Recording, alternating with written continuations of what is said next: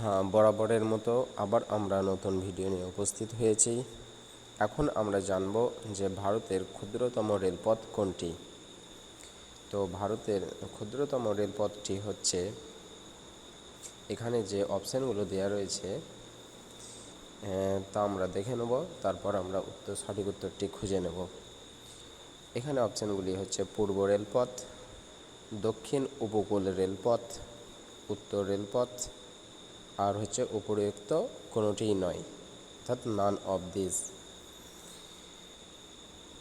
তো ভারতের ক্ষুদ্রতম রেলপথ বর্তমানে হচ্ছে দক্ষিণ উপকূল রেলপথ।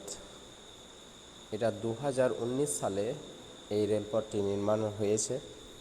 যদিও এর পূর্বে ভারতের ক্ষুদ্রতম রেলপথটি ছিল পূর্ব রেলপথ। তাই ক্ষুদ্রতম দক্ষিণ উপকূল রেলপথটির দৈর্ঘ্য হচ্ছে 3496 কিলোমিটার। আর বর্তমানে বা পূর্বে থেকেই ভারতের দীর্ঘতম রেলপথটি হচ্ছে উত্তর রেলপথ, যার দৈর্ঘ্য হচ্ছে 13,562 কিলোমিটার। তাহলে আজকে আমরা এই ভিডিওতে জানলাম যে ভারতের ক্ষুদ্রতম ও ভারতের দীর্ঘতম রেলপথ কোনগুলি।